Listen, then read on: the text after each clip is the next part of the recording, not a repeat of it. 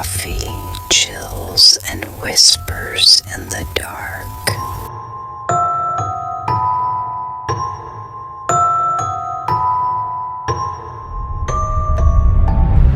Welcome back to Brewja Coffee Hour podcast.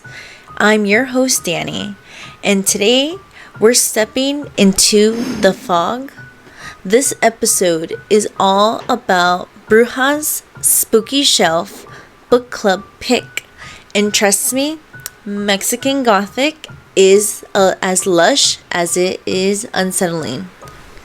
Picture this: a decaying mansion hidden in the hills of Mexico, mold creeping through the walls, teas that taste a little too metallic, and a family that stares just a little too long. You have been warned.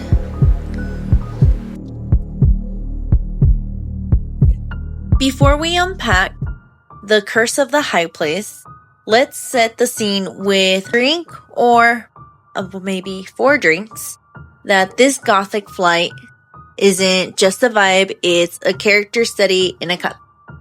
So you already know I had to make a full Gothic, Mexican Gothic drink flight for this one episode. And our 4 haunted drinks, each inspired by a character or curse energy in this book. And let's get into it. The High Place. Lavender iced matcha with a vanilla cold foam. It's soft, it's suspicious, and kind of looks like it knows something that you don't. And then our second drink is the Doyle Decay Brew. So it is an iced espresso with mushroom mocha syrup. You're right. You heard me. Mushroom mocha syrup. A bitter, fungal, and slightly cursed, just like the Doyle men. So for the mushroom mocha, it's actually mushroom powder mixed well with my abuelita mocha syrup. It's pretty good. It's very creamy. Think of it almost like mushroom coffee. And I want to apologize if you hear and see my background swaying. It's because I have my fan on because I'm hot and I wanted to dress for this episode. So hopefully I did the right job. All right. And then our third drink is the Catalina's Curse. So it's a dirty vanilla rose horchata, creamy, floral, and just a little dangerous. Sweet on the surface, but something's not right underneath. And then our final Gothic drink is Noemí's Night Bloom. So it's a sparkling vanilla lemon mocktail with butterfly pea tea flower, ice, and it shifts colors. It's beautiful, it's dangerous, just like our Noemí that we love as our protagonist. All the recipes are in the show notes and on Instagram because, yes, you deserve to sip on something spooky while we talk about a generational trauma. And then also, I have the lavender one here for the fog, and I love it. And if you kind of stay a little closer, I actually just bought this. I found this at Home Goods. Originally, I was gonna buy a bat one, but I found this one right behind the girls that were charging me, and I was like, I have to get it because it's pink. It's cute. It has pink ghosts, and it matches my aesthetic right now. Well, technically, it does not match my aesthetic right now because hopefully, I look good for the part. But yeah, it's so cute.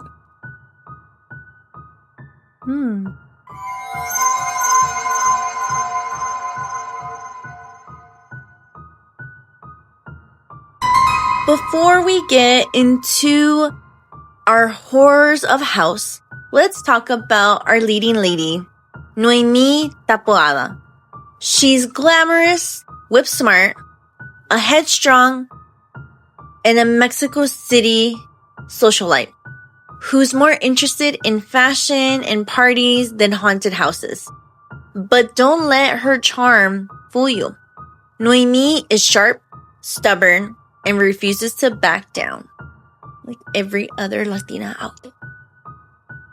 When she receives a letter from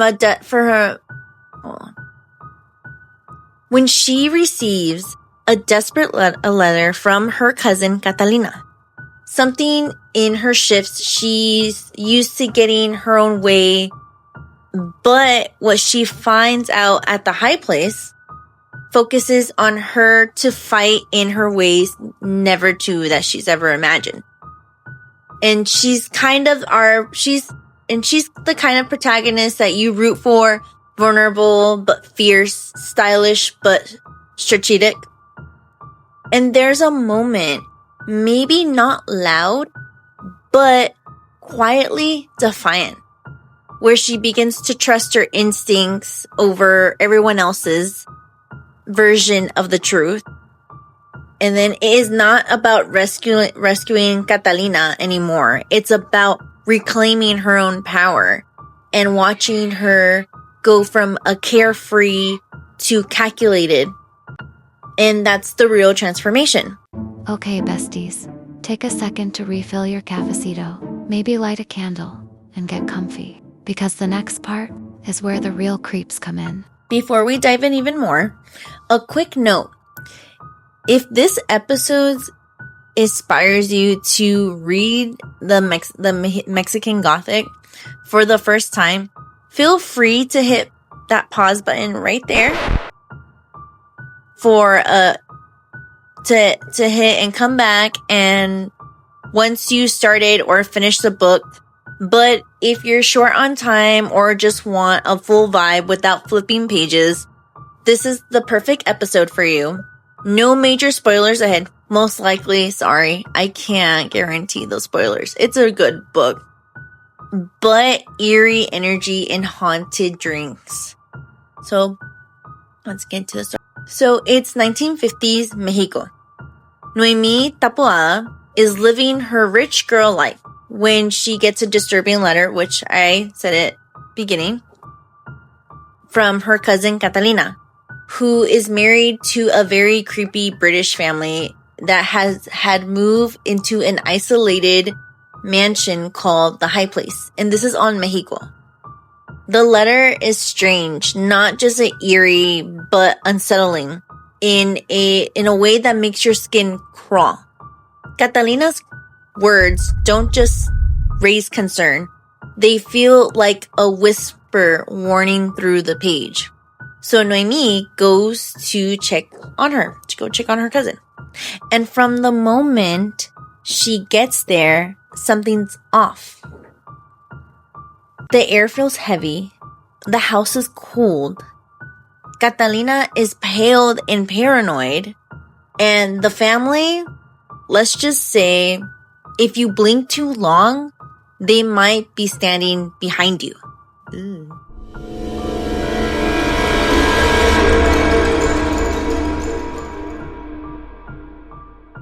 Let's talk about the High Place and the curse cast that comes with it. This house isn't just haunted. It's a character. It watches, it listens, and it absolutely does not want you to leave. And neither do the Doyles. There's Virgil Doyle, charming on the surface, but full of manipulation. He's Catalina's husband, the face of the control of this house. Smooth, handsome, and terrifying when he drops the act. Then we have Florence, Virgil's aunt. She's the enforcer of the house rules. Strict, cool, and disturbingly loyal to the family's legacy. She watches Noemí like a hawk and practically breathes disapproval.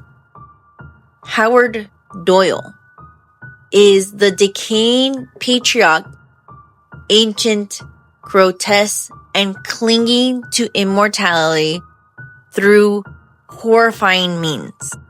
His presence seeps into the walls. He barely speaks, but when he does, it's calculated and cold. Then there's Frances Doyle, the timid, sickly cousin who seems out of place in the family. He's awkward and often overlooked, but he becomes an important connection to Noemí inside the high place. There's a softness to him, a resistance brewing under all that fear. And of course, Catalina. Catalina is once full of life and laughter and now faded into a dazed, ghost-like version of herself. She's the warning, the consequence, and the motivation all wrapped into one. Even the servants, like Martin, seems half alive, always quiet, always watching.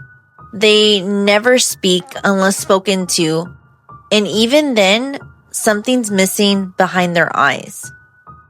As for the high place itself, it's a rotting luxury and dead silence, a mansion pulled from another time, stuck on a foggy hillside like a mausoleum. No phones, no hot baths, no joy. The walls hold secrets. And the silence is suffocating. It's kind of the place where you breathe fog, the mirrors, even when you're not looking into one. And Silvia Moreno-Garcia writes it in a way that makes you feel like you're trapped in there too.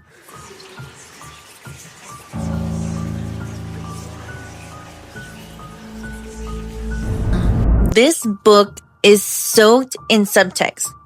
And the rot isn't just physical, it's generational. Mexican Gothic explores the last gripping of colonism, the violence, the urgencies, and the insidious ways of patriarchal control hides under tradition. The Doyle family's entire survival depends on domination of land, of legacy, and disturbingly, a woman's body. The house itself is a system built to consume and silence them. Howard's presence, the twisted obsession with purity, longevity, and obviously his legacy. He believes in a hierarchy using scientific language to justify horrific control. Virgil's, with his charm and manipulation, becomes the seductive way of that same violence. Florence acts as an enforcer, keeping Catalina sedated and everyone else in line, as a reminder that sometimes women are also agents of the very same system to oppress them. And Noemí, as the modern Mexican woman, represents disruption. She questions, she resists. Her presence challenges the entire power structure of the house. And that's why the house turns against her. And yes, the horror is literal. The fungus that infects this family and the house is brilliant, a metaphor. It spreads quietly, roots deep, and feeds off of trauma. And it's biological colonization. It controls in an organic form. And what makes this book so unsettling is that it's so real, that it feels like so real. If you ever been told to smile more or to obey or to make yourself smaller, the story will hit you like a gut punch. Oh, and there's a fungus, a sentient one, that too. Let's talk about the ending, because the way this book unravels is straight up chilling. Without giving anything away, Noemí covers the full horrifying truths about the fungus, the Doyle's legacy, and how deep the roots of control go. The symbolism even gets louder in the final act of the legacy as an infection, patriotic as a rot, and traditional as the literal trap. The climax focused Noemí to make brutal choices between survival and obedience, and she doesn't flinch. There's fire, there's drama, there's death, and there's a release. But what's beautiful is that the ending doesn't just burn the house down, it severs the generational tether. It's a scream against being used, against being silent. Noemí doesn't just win, she refuses to be rewritten. And let's not forget that this horror isn't just a fantasy. The idea of a parasitic fungus taking over mind and body isn't far off from reality. Sorry if I screw this up, but I have it right here in my show notes. The Ophi or Cordyceps unilateralis, sorry if I butchered that up, but also known as the zombie ant fungus, really exists. It infects ants to control their behavior and focus them to climb to their deaths so it can spread. So yes, Silvia Moreno-Garcia took something real, terrifying, and biological and made it into a metaphor for generational trauma and colonial control. The horror hits harder when you realize that the fungus isn't just a monster, it's a mirror. Creepy.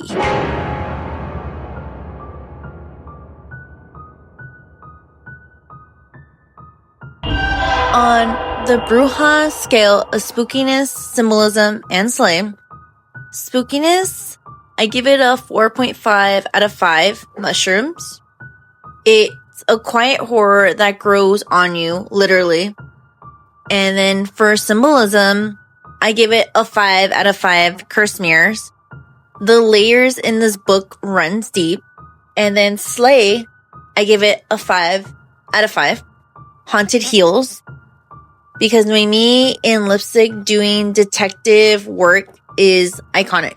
And especially in those 1950s fits, yes. And this book is a must read if you love horror, smart, slow burning, and stunningly written. You should read this. And then would I visit the high place? No, I wouldn't. But I would reread this book with my lavender matcha in hand. Absolutely. Sorry, I'm drinking it through the straw because I don't want to mess up my makeup. I actually like my makeup today. If you're reading the Mexican Gothic in your book club, or this inspires you to include this to your book club, whether in person or virtual, here are some creative activities and discussions ideas to enhance your friends or book club experiences. So let's open with an icebreaker. As each member would stay the night at... Okay. Ask each member, would you stay the night at the high place for $1 million? Why or why not? Me personally, I don't know, for $1 million? I don't know. I'm in between now. I would do it for 1 million. But then do I really want to be possessed by a fungus controlling family? Alright. And then also dress for the part. I just dressed all black because I have nothing that's 1950s or Gothic related. So I did the best that I can. But invite your guests over for a vintage inspired outfits, moody florals, and something noir with a dramatic lip. Think Gothic glam or ghost of old money. And then we also can set the scene, like create a foggy candlelight space with using dim lighting and obedient soundscapes like rain, creaking doors, or soft classical music. If virtual, ask members to light a single candle on camera too. And also a curse tasting menu serve mushroom-based appetizers. I'm not a big fan of mushroom appetizers, but I do like mushroom cream steak.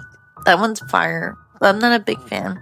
Dark chocolates, rose tea, or the full Gothic drink flight that we made here. Or you can use antique dishware or anything that looks like it came from an old estate sale.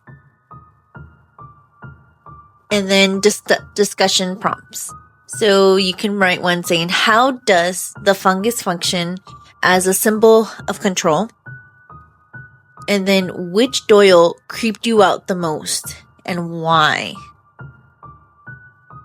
And also, what role does femininity played in Noemí's survival? And then the last and not least, would you have trusted Francis? I feel like I went in the beginning. That's just me though. And then Catalina's, and then the other activity would be Catalina's letter activity. Have everyone write a short dramatic warning letter as if they were trapped in the high place, then read them aloud or anonymously if preferred. And then the last activity would be a photo moment. So let's create a moody photo backdrop with flowers, books, and vintage props so members can take their high place portraits. And whether you're sipping a drink across from the table or from a different time zone, the story makes you get a little haunted together, and then make it strange, make it beautiful, and most of all, make it yours. So if you haven't read the Mexican Gothic yet, I highly recommend it. And if you have, you already know why I'm obsessed. All 4 drink recipes are in the show notes, and I would love to see your recreations. Tag me if you make the flight, especially if you serve it on an antique tray next to a crumbling bouquet. If you know, we love a moody setup. And if you enjoyed this episode, don't forget to follow Brewja Coffee Hour podcast and share it with your fellow spooky babes or spooky boos. And if you want to be part of the next vibe, submissions for Creepy Cuentos pa la Bruja are officially open. Send in your scariest real-life encounters, haunted dreams, and strange family legends or stories or rancho stories, if you dare. And thank you for joining me on my segment of Brewja Spooky Shelf. Next time, stay spooky, stay caffeinated, and if your wallpaper starts whispering, don't answer back.